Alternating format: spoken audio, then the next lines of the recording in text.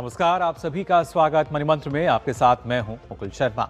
मणिमंत्र में हर सप्ताह आपके लिए अलग अलग विषय लेकर हम हाजिर होते हैं और आज भी एक अलग विषय लेकर आपके लिए हम हाजिर हुए हैं। हम अक्सर देखते हैं अपनी आवश्यकताओं को पूरा करने के लिए जो तमाम आर्थिक ज़रूरतें रहती हैं उसके लिए हम लोन जो है वो अक्सर ले लेते हैं, लेकिन जब लोन लिया जा रहा है क्या उसकी सच्चाई हम जान लेते हैं या जल्दबाजी में कभी कभी जो लोन का निर्णय है वो हमारे लिए बोझ साबित हो जाता है। और ऐसे में अक्सर हम देखते हैं कि अलग अलग तरह के जब लोन मिलते हैं, लेकिन सबसे ज़्यादा अगर देखा जाए पर्सनल लोन और गोल्ड लोन ये हमें नजर आते हैं। लेकिन इसमें आपके लिए क्या सही है, आज ये बताने की आपको कोशिश करेंगे। तो आइए शुरुआत करते हैं मनी मंत्र की।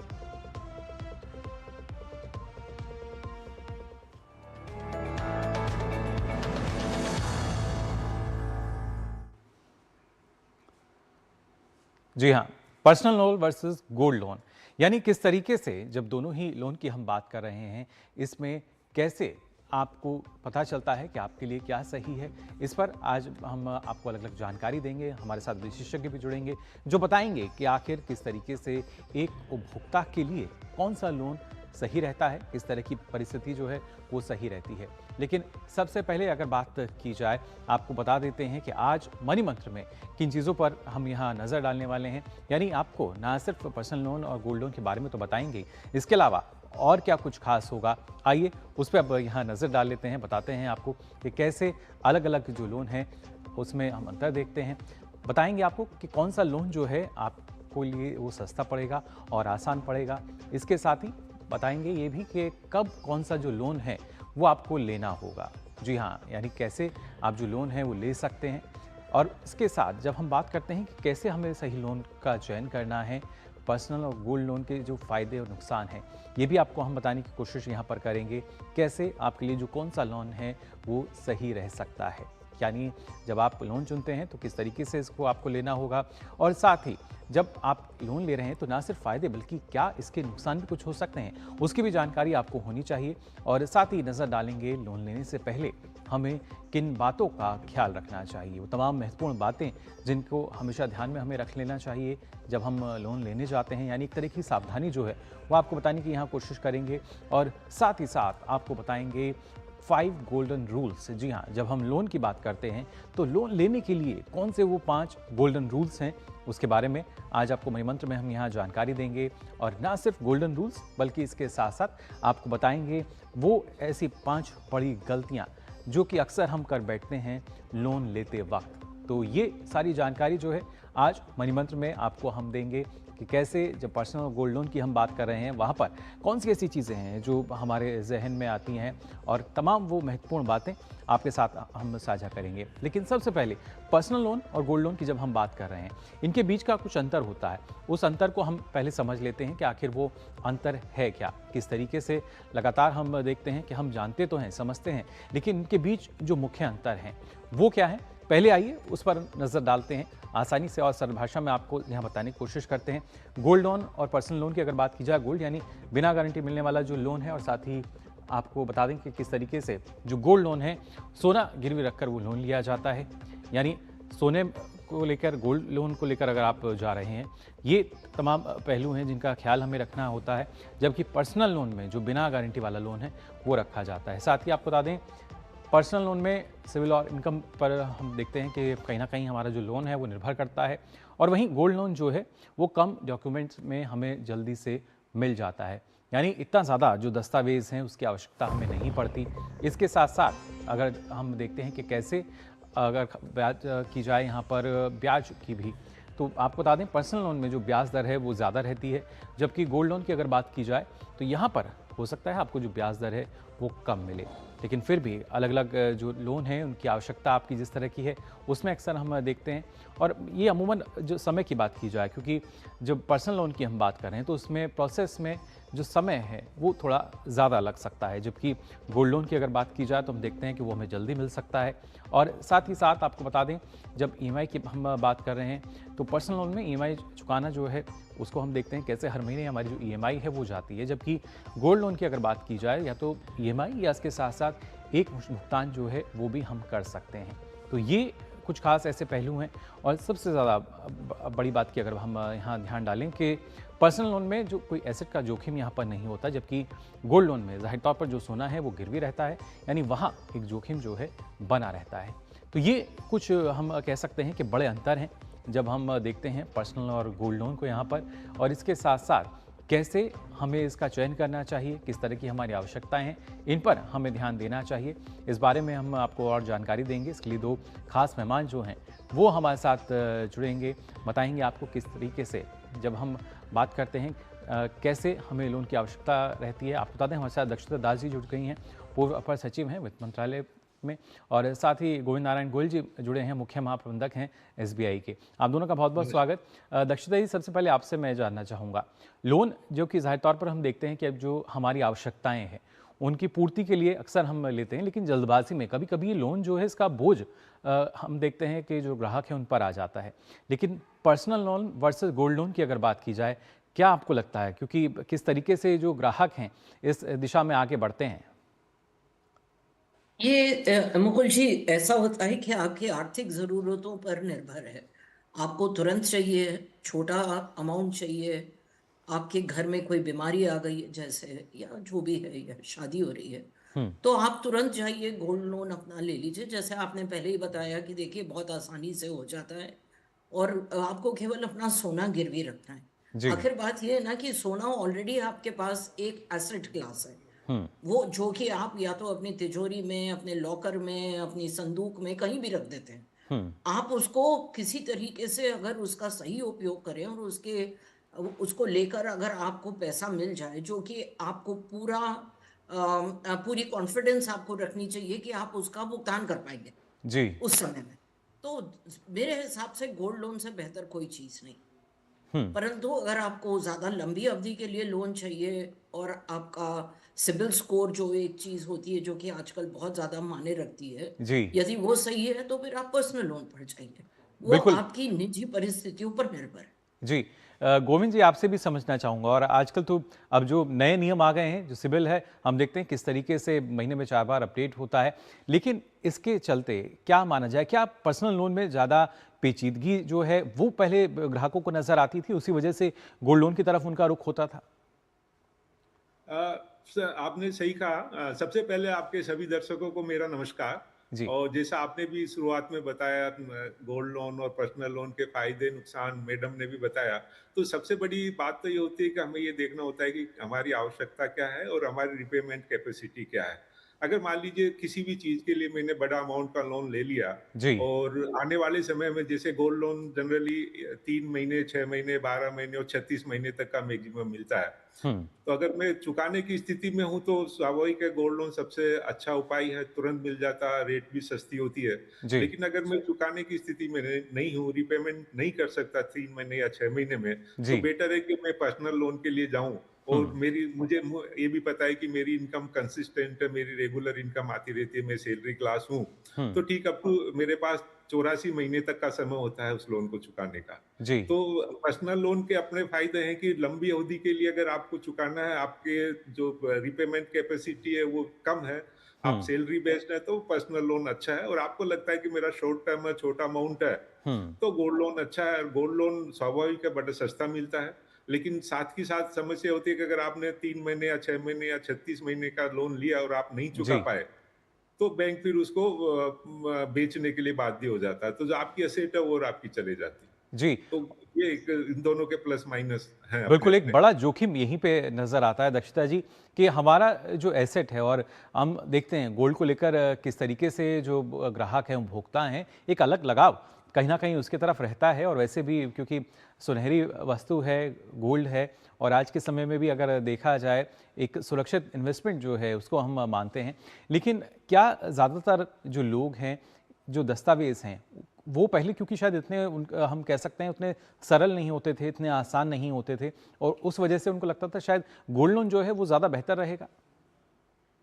मेरे हिसाब से तो गोल्ड लोन ज़्यादा बेहतर चीज़ है, क्योंकि आप एक अपने घर में अवेलेबल वस्तु को उसको मोनेटाइज कर रहे हैं। हुँ। उससे आप देखिए, आप पर्सनल लोन अनसिक्योर्ड होता है, और यदि आप थोड़ा-सा भी चूक गए, तो आपके पीछे बहुत बड़ी एक लंबी क्या कहें आपको, रिकवरी एजेंट और इस तरह की परेशानियां सामने खड़ी हो जाती हैं। जी। गोल्ड में क्या होगा, ज्यादा से ज्यादा अगर आप परेशान हुए तो आपका आपकी एसेट चला जाएगा, हुँ, आपका सोना जब्त कर लेंगे। हुँ, और एक तरीके से देखा जाए मानसिक तौर से, यदि आपने अपना सोना गिरवी रखा, हुँ, अब पूरा प्रयास करेंगे कि अपने लोन को चुका लें। जी। कहीं न कहीं आप में एक आपके सिर में बोझा रहेगा कि अरे मेरा सोना है, चमकता हुआ चीज़ है, हुँ, जैसे आपने कहा सुनहरी चीज़ है, जी। मुझे मुझे इसको वापस लेना है। हुँ, तो मेरे हिसाब से गोल्ड लोन जो है वो एक बहुत ही बेहतरीन लोन है, बशर्ते जो भी आपने कंडीशंस पहले बताई। जी। बिल्कुल और कहीं न कहीं अगर देखा जाए गोविंद जी क्या ये एक इमोशन फैक्टर जो है वो गोल्ड लोन के साथ जुड़ जाता है? जैसा दक्षता जी ने कहा कि कोशिश हमारी जल्दी यही रहती है कि कैसे जो हमारा लोन है उसको हम चुकता करें, उसकी जो अदायगी है समय से करें। लेकिन क्या ये यही वित्तीय अनुशासन जो है हमें पर्सनल लोन में भी नज़र आता है?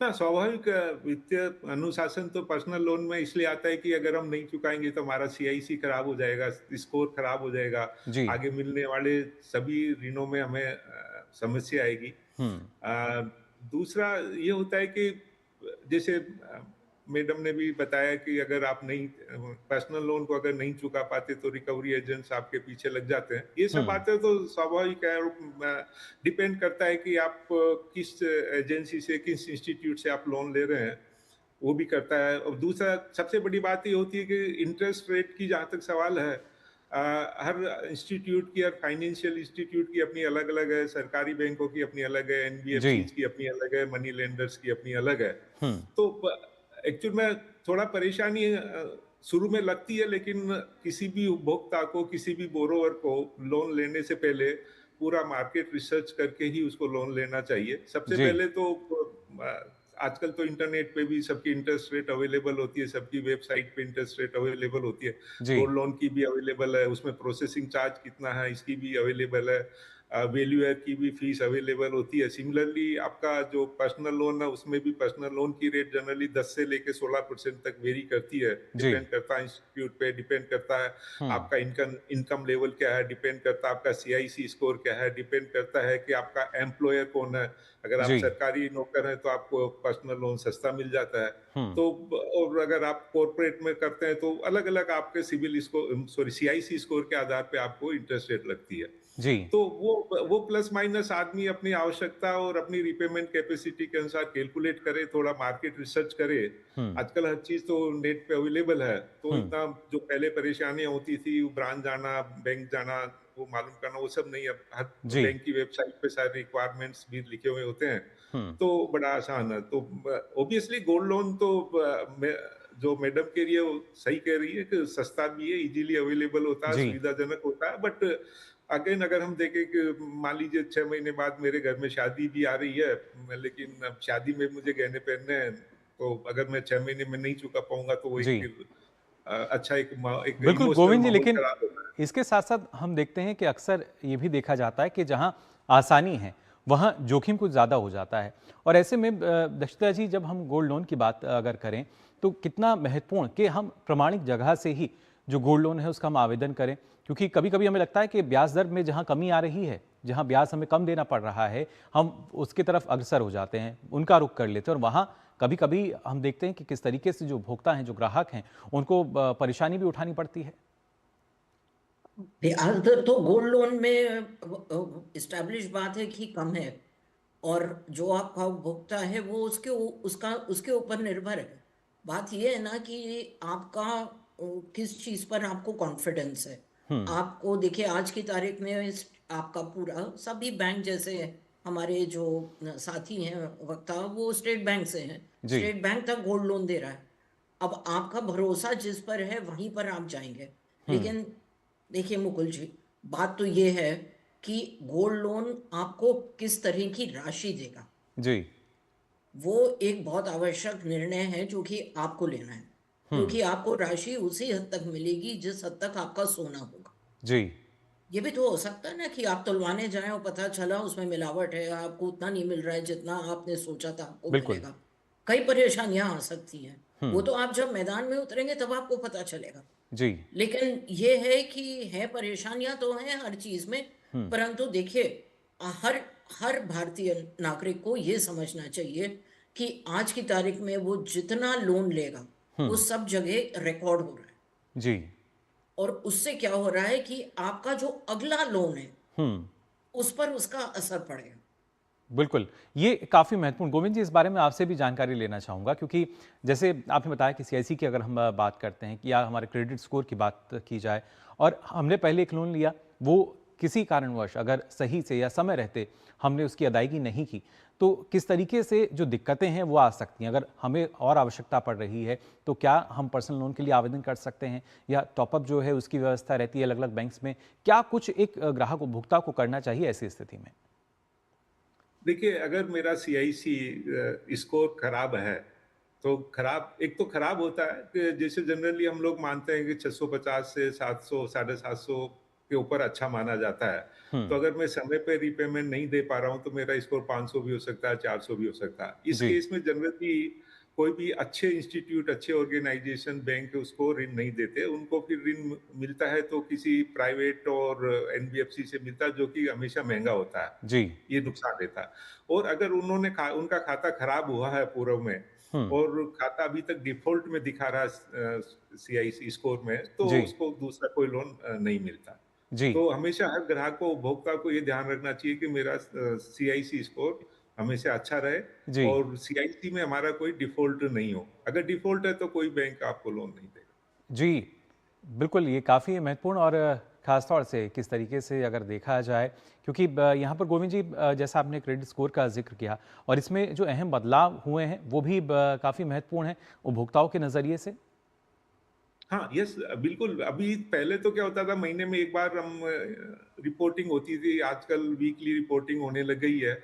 और अब दूसरा ये होता है कि सभी तरह के ऋणों की अब रिपोर्टिंग होने लग गई है।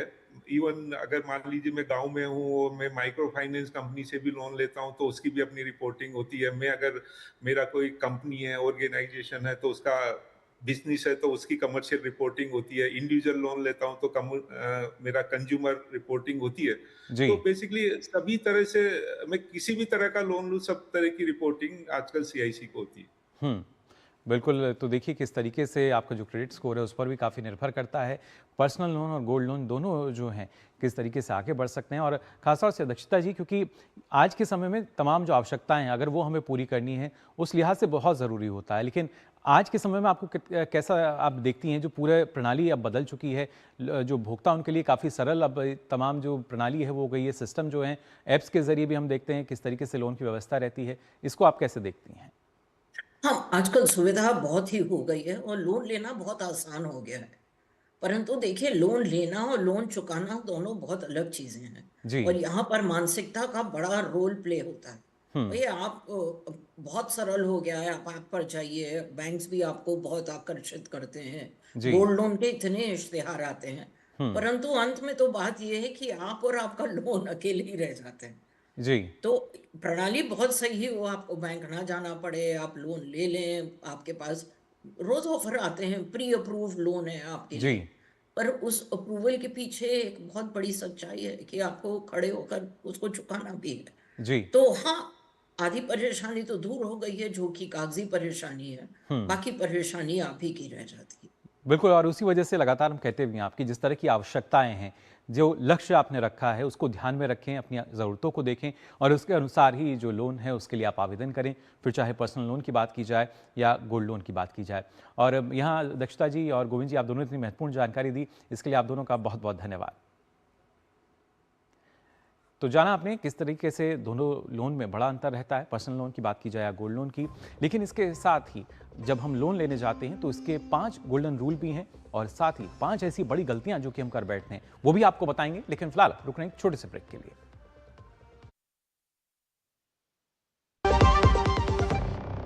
जब धरती चीर कर निकलता है लोहे का पत्थर और मिलता है मोंगिया के जोश से, फिर तपता है, पिघलता है और बनता है फौलाद। अब होता है सरिया सारी खूबियों के साथ। मोंगिया स्टील, मजबूत देश का मजबूत सरिया। पढ़ता है, खेलता है, झूलता उछलता है, दौड़ता कभी कभी दौड़ कर आता है, आगे आगे बढ़ता है इंडिया, अमूल दूध पीता है इंडिया।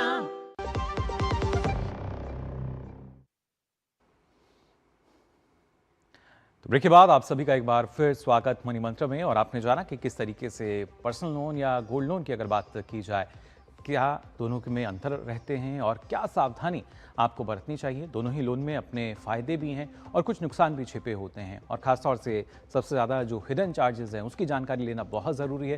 लेकिन आप जब लोन लेने जाएं, इसके 5 गोल्डन रूल्स क्या हैं, जी हाँ, वो आपको हम यहाँ बता देते हैं, जो कि काफ़ी अहम माने जाते हैं, जिसके चलते माना जाता है कि अगर आप इनको पूरी तरीके से फॉलो कर रहे हैं तो आपको और ज़्यादा लाभ इसमें होगा। पहला रूल कहता है कि ज़रूरत के हिसाब से ही आप लोन लें, यानी आपकी जो आवश्यकता है उसका ध्यान रखें और उसी के अनुसार जो रूल कहता है वो यही कि आप लोन जो है ले सकते हैं। दूसरा रूल क्या कहता है वो भी आपको बता दें।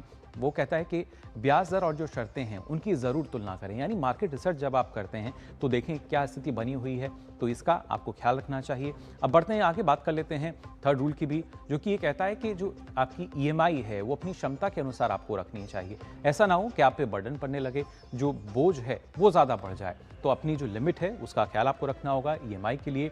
और साथ ही साथ अब बढ़ते हैं आगे, जो चौथा रूल है वो ये कहता है कि लोन की जो अवधि है उसको सोच समझकर चुनें, यानी ख्याल रखें कि कितने समय के लिए आप जो लोन है इसकी भरपाई कर सकते हैं। और साथ ही सबसे अहम बात और 5वां जो गोल्डन रूल है लोन लेने के लिए वो ये कि समय पर भुगतान करना ना भूलें, इसका ख्याल आपको रखना होगा। तो ये तमाम 5 जो बड़ी बातें हैं, गोल्डन रूल हैं, इनका ख्याल अगर आप रखेंगे तो हम मान सकते हैं कि उतना परेशानी जो है आपको नहीं उठानी होगी। लेकिन इसके साथ साथ कई ऐसी गलतियां हम कर बैठते हैं जब लोन लेने हम जाते हैं, वो 5 बड़ी गलतियां भी आपको हम बता देते हैं जिससे आप उन बड़ी गलतियों से बच सकें। वो 5 बड़ी गलती क्या क्या हैं ये आपको हम बता देते हैं जल्दी से।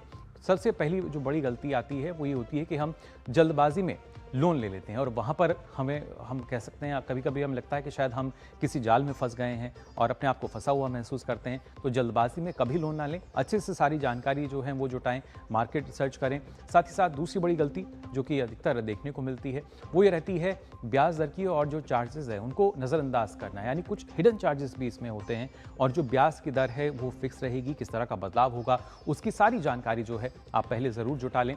साथ ही जो एक और गलती यहाँ देखने को आती है वो रहती है कि अपनी क्षमता से ज़्यादा जो ईएमआई है वो हम ले लेते हैं, यानी हम शायद हमारी जो हमारी सैलरी है या जितनी हमारी सेविंग है उसके अनुसार जो ईएमआई है वो चुकाना हमारे लिए कभी कभी मुश्किल होता है। तो इसका ख्याल आपको यहाँ पर रखना होगा। और एक और बड़ी गलती जो अक्सर देखने को आती है और जो कहीं ना कहीं छिपी हुई, क्योंकि जल्दबाजी जब हम करते हैं वो होता है कि बिना जो शर्त हैं वो पढ़े हम जल्दी से साइन कर देते हैं। जो डॉक्यूमेंट्स आता है वो बस पलटते पलटते उनको हम साइन करते रहते हैं और वहाँ पर कई ऐसे चार्जेस होते हैं जो कि बाद में आपको चुकाने पड़ते हैं और तब आपको लगता है कि शायद ये हमने बड़ी गलती कर दी। और अब बात कर लेते हैं एक और आखिरी बड़ी गलती की, जो कि है जब हमने बात की थी समय की, तो उसी से संबंधित ये बड़ी गलती 5वीं जो कि देखने को मिलती है, ईएमआई समय पर ना चुकाना। इसका ख्याल आपको रखना होगा और यही एक टारगेट, एक लक्ष्य होना चाहिए कि जो ईएमआई है वो समय से आप उसकी अदायगी कर सकें, चुका सकें। और साथ ही साथ अगर आप इन गलतियों से बचेंगे तो उम्मीद हम करते हैं कि आपके लिए जो खासतौर से लोन है, फिर चाहे पर्सनल लोन की बात की जाए या गोल्ड लोन हम देखें, वो आपके लिए बेहतर हो सकता है। लेकिन जो इसके नियम हैं उनका ख्याल आप रखें और साथ ही साथ जो 5 ये बड़ी गलतियां हैं इनसे ज़रूर बचें। तो ये तो बात हुई लोन को लेकर किस तरीके से इनसे आप बच सकते हैं। अब आगे बढ़ते हैं और बात कर लेते हैं आज के मनी मंत्र में क्या है। आज का मनी मंत्र आपको बता रहे हैं प्रधानमंत्री मुद्रा योजना के बारे में। जी हाँ, जिस योजना की शुरुआत हुई थी 8 अप्रैल 2015 में। इसके चलते आपको जो लोन की सुविधा है वो मिलती है। स्वरोजगार और छोटे व्यवसाय को बढ़ावा देने के उद्देश्य से इस योजना की शुरुआत की गई थी और इस योजना के तहत आप बता दें 4 श्रेणियों में जो लोन है, जो ऋण की सुविधा है वो प्रदान की गई है और खासतौर से करीब 57.79 करोड़ से अधिक लाभार्थी जो हैं उनको फ़ायदा मिला है। इतने लोन जो हैं स्वीकृत किए गए हैं और साथ ही अगर राशि की भी अगर बात की जाए तो करीब 40.07 लाख करोड़ रुपए का जो लोन है वो अब तक वितरित किया गया है। और इसकी श्रेणियों की अगर बात करें तो जो पहली श्रेणी है वो है शिशु, जिसमें 50,000 रुपये तक का जो लोन है वो आप ले सकते हैं। साथ ही शिशु के बाद आती है दूसरी श्रेणी जो कि किशोर कहलाती है। उसमें आप 50,000 से 5 लाख रुपए तक का लोन ले सकते हैं, जबकि इससे ज़्यादा की अगर आपकी आवश्यकता है तो आपको तीसरी श्रेणी में आवेदन करना चाहिए। ये है 5 लाख से 10 लाख रुपए तक की। और साथ ही पहले ये 3 श्रेणियाँ होती थी, उसके बाद हमने देखा बाद में कैसे जो चौथी श्रेणी है तरुण प्लस, उसको यहाँ पे उसका प्रावधान रखा गया जो कि 10 लाख से 20 लाख रुपए तक की है। तो कैसे जो छोटे उद्यमी हैं, व्यवसायी हैं, उनके लिए काफ़ी लाभकारी है और इसका प्रयोग हम देखते हैं किस तरीके से लगातार बढ़ भी रहा है। और सरकार का प्रयास यही है कि ना सिर्फ छोटे जो मध्यम उद्यमी हैं उनको किस तरीके से हम राहत दे सकते हैं, और उसी के लिए ये काफ़ी महत्वपूर्ण भी है। तो जाना आपने आज मनी मंत्र में भी ना सिर्फ कैसे जब लोन की सुविधा की हम बात कर रहे हैं, क्या क्या कुछ सुविधा जो हैं वो हमें लेनी चाहिए, और साथ ही सरकार की तरफ से किस तरह की जो योजनाएं हैं आपके लिए चलाई जा रही हैं। फिलहाल के लिए आज मनी मंत्र में बस इतना ही। दीजिए अनुमति, नमस्कार।